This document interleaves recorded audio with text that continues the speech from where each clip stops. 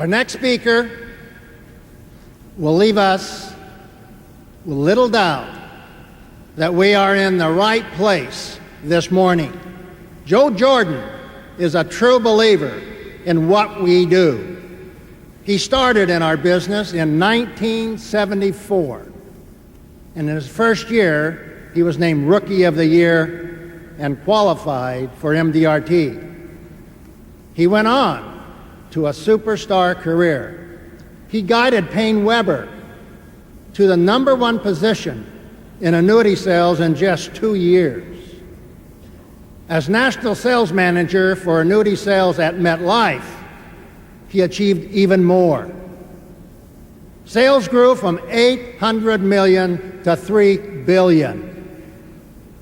Currently, he is Senior Vice President of Marketing and Sales for MetLife Enterprise, where he is responsible for marketing and sales of all insurance products. Get ready to say wow and welcome Joe Jordan.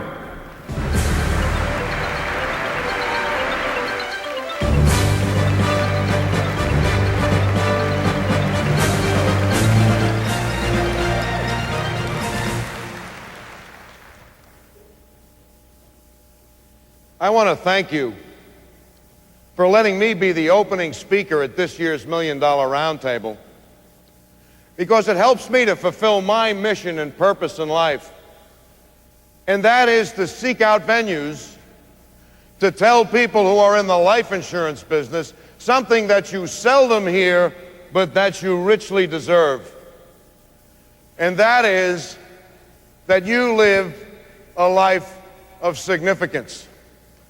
And let's look at the facts. You sell intrinsic value. Guarantees have intrinsic values. Now, it wasn't very popular, was it, to be selling guarantees back in 1999 when the stock market was screaming? But it was important.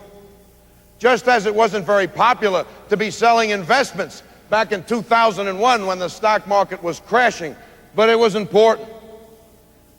You see, the difference between you and some of the people who criticize you is the fact that you always talk to people about things that are important and just not popular. It's also important to note that intrinsic value is not measured by how much money you make, but by the size of the problem that you can solve. And you tell me another profession that solves problems bigger than this.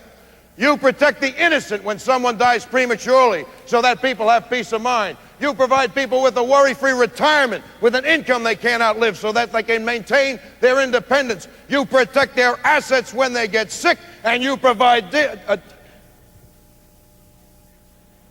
legacy, that's where it is, legacy when they die. And you tell me if that's not a life of significance.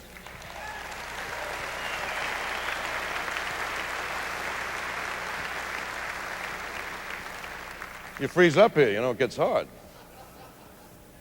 It's also important to note that the right brain buys and the left brain justifies. See, the right brain is the emotional part of the brain. That's the part where people make commitments. The left part is only the part where the analytical end is. And ladies and gentlemen, I think that we have allowed ourselves to be seduced in the past decade by a raging bull market, by advances in technologies and illustrations, the acquisition of new products and services, that in our quest to be like everyone else, we have become just like everyone else, marginalized by the commodity-type products that we sell. And today is the day that we recapture our soul to sell the products that are important and just not popular.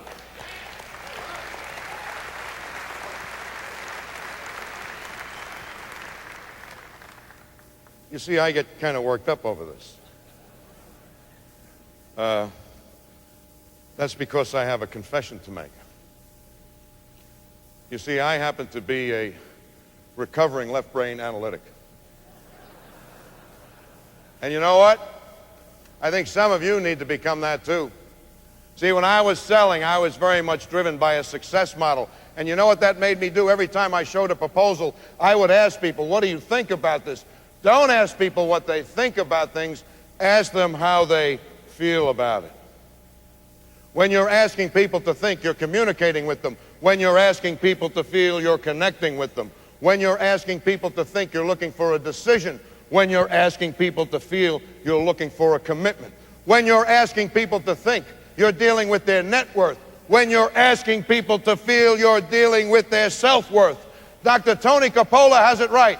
He's a famous sociologist who tells us that humanistic sociology has got it all wrong. He says that science thinks that the essence of self is something that needs to be discovered through introspection. The essence of self is not something that needs to be discovered through introspection. It needs to be created by what you think the future will be. The only way that people create self, meaning, purpose, and commitment in life is to figure out what their future will be. The future determines who we are. See, the old Hebrew Bible had it right. It says that when the old men stop dreaming dreams and the young men lose their vision, the people perish. And when you show someone a plan, you help those people envision what their future can be. The products that you sell help to guarantee that future. In short, you give meaning and purpose in people's lives, and tell me that that's not a life of significance.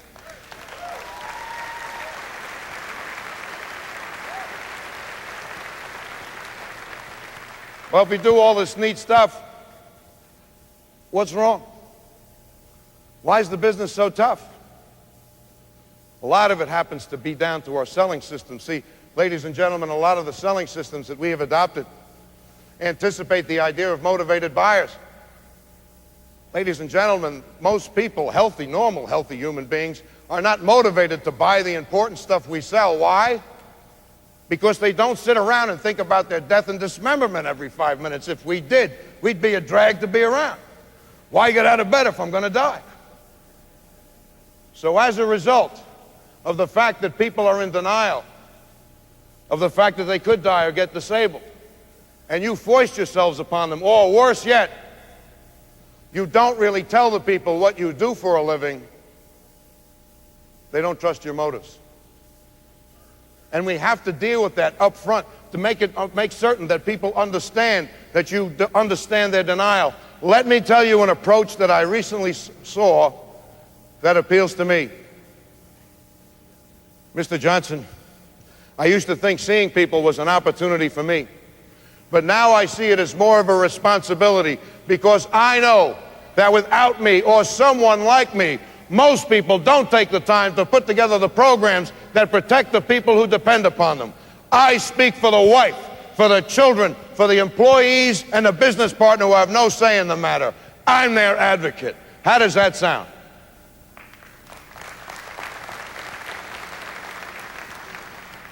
I could say that all day long, because you could be on your toes and not your heels.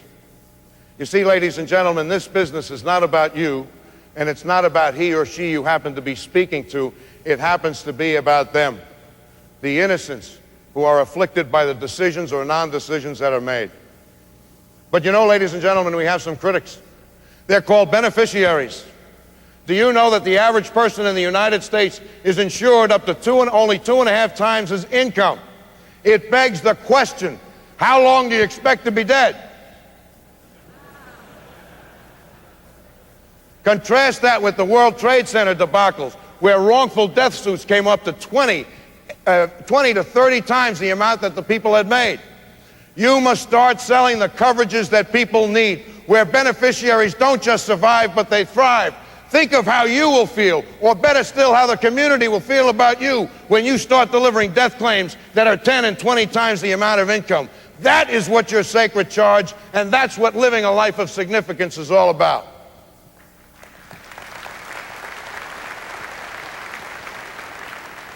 Now, some people ask me, how big is this market? Well, it's pretty big. And part of my job at MetLife is to do research, and I've been given permission to expose you to some pretty proprietary stuff. This is top secret stuff, so I don't want you to spread it around. It's so top secret that we happen to call it Joe's Interesting and Amazing Stuff. There it is, curious and shocking facts that most people don't know. Ladies and gentlemen, after spending an enormous amount of money and a tremendous amount of time, we have uncovered the fact that everyone dies. Yes, it's true, and it's great when you're with the eggheads in the home office. They say, how many people? Everybody. That's good. They like that. The other thing that we uncovered after doing a lot of research and spending a lot of money, we found out that people are beginning to live longer. Have you noticed there's a lot of old people floating around here?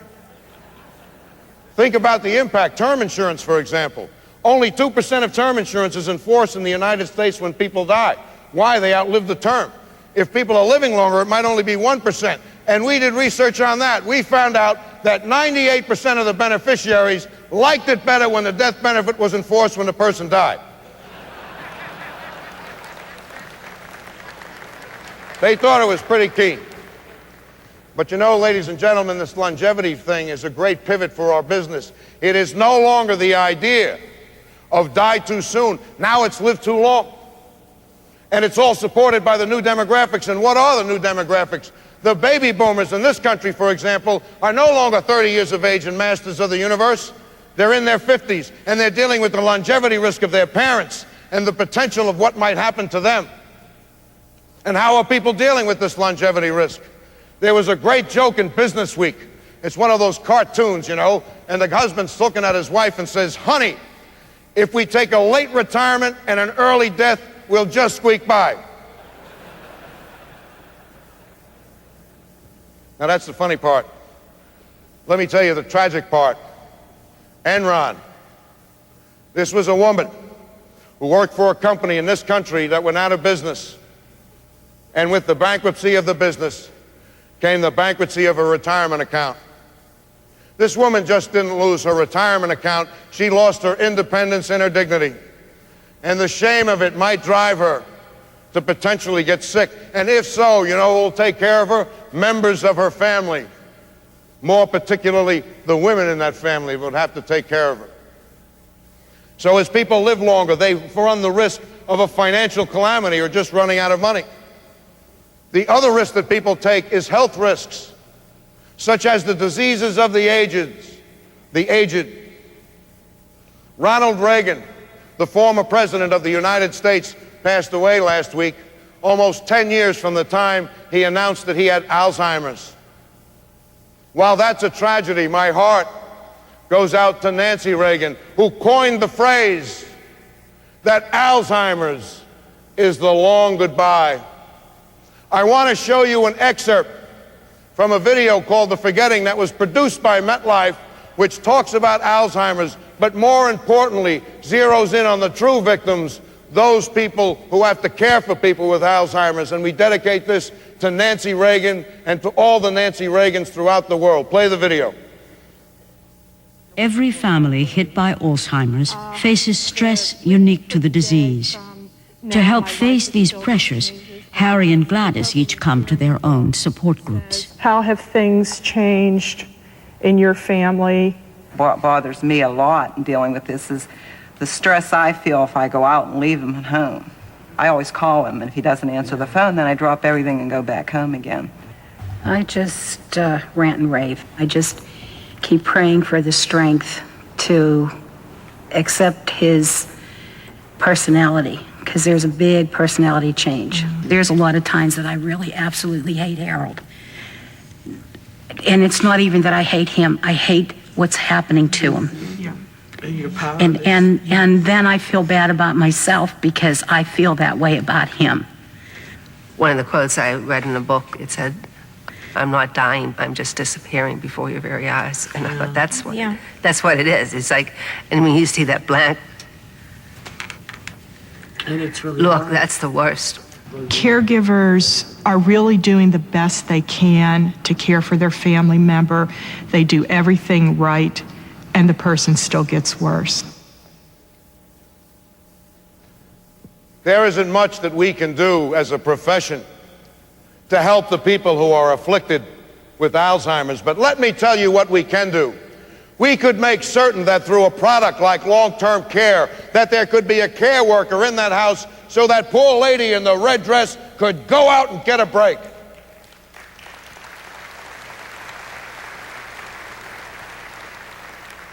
So that she knew that she could at least maintain her own physical health, her mental health, and also her financial wealth.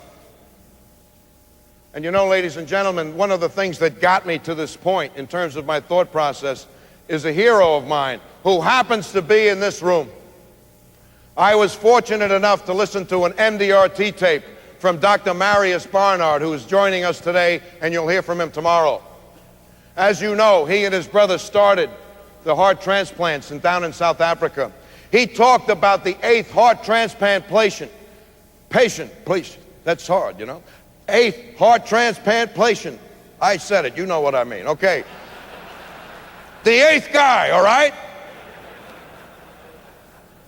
He lived for 22 years, but he lived in abject poverty, was a double amputee the last 7 years of his life. It was a miserable existence, and as I heard this tape, which I would have not gotten had not the Mdrt did it, and I wasn't there, but I envisioned it, that Dr. Barnard probably put his arms up. Here it was, one of the most famous doctors of the world talking to us, and what he said was, don't you understand the limitations of the medical profession? All we can do is extend life. And then I began to think about our business, and ladies and gentlemen, I believe this, and I want to imbue it in you. I believe that the products and services that we create today are as critical as heart-lung machines, because they just don't deal with the extension in life, they deal with the quality and dignity of life.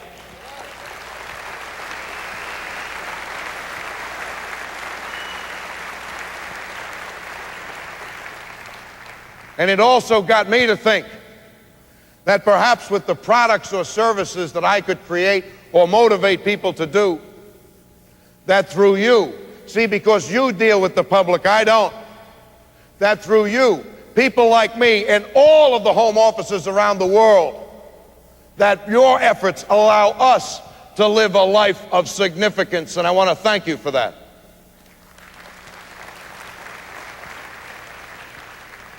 I saw a very disturbing article not too long ago. It was in the headlines of the Wall Street Journal. It said, how to protect yourself from your parents. I couldn't believe it. It was a legitimate article, and I wondered about it, you see, ladies and gentlemen, because in my life, my mother was in a hospital bed in an apartment with 2 kids in Manhattan.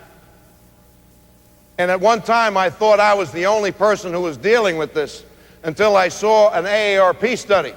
AARP did a study and asked people who are over 46 years of age, what's the number one or the biggest thing that happened to you in the last 5 years? Number 1 was taking care of a parent. Number 2 was the kid moved out. Number 3 was the kid moved back in. You can't make that up.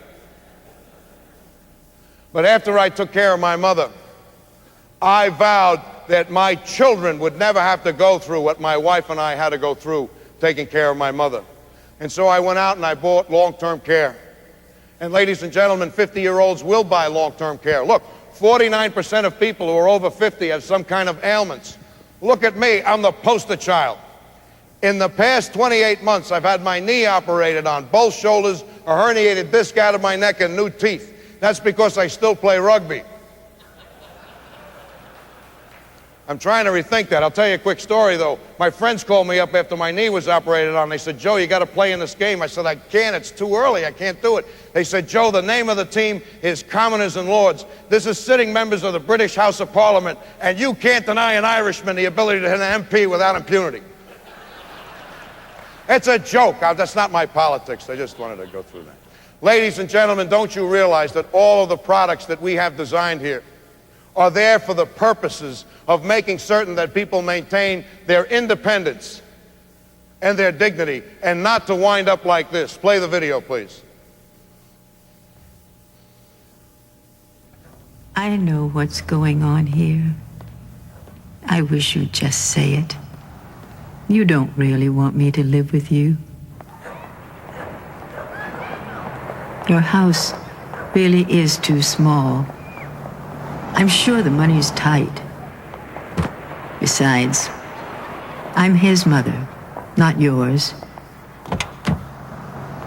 You probably think this isn't your responsibility.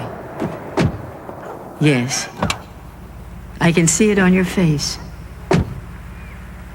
You wish someone else was stuck with me. That would be more convenient for you, wouldn't it? People often imagine the worst when you don't tell them you really care. Talk to the ones you love. When I saw that tape, I had to get it because it began to make me think about this great business that we're in. Ladies and gentlemen, imagine if one of you, a person of significance, met this elderly woman 25 years ago. She might have to say, I have to move into you, but in with you, but wouldn't it be nice if she could say, I know I have to move in, but isn't it nice that I bought you a big house so that all 3 kids have their own room? And isn't it nice that I guaranteed their tuition so that their college education is taken care of? And isn't it nice that there's a part of the house where I can have my privacy and dignity and be surrounded by the people I love? And you know what, ladies and gentlemen? You have the ability to do that for people. It's the idea of legacy, and everyone wants it.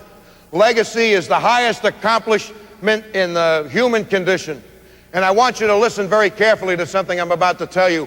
I think this sums up what you do for a living. It's the famous philosopher Reinhold Niemeyer who says this, and listen, nothing that we do that's worthwhile can be fully accomplished in one lifetime. Therefore, we must be saved by hope. Nothing that is real, true, or beautiful can be fully comprehended in the context of current history. Therefore, we must be saved by faith. And finally, nothing we do, no matter how noble, can be accomplished alone. Therefore, we must be saved by love. Hope, faith, and love is what you embody. And I don't think that you ever realize the number of people or the families that will stay intact, the children that will be educated, the businesses that will go on. Even when you die, people will begin and continue to deliver death claims that you've generated. And tell me that that's not a life of significance.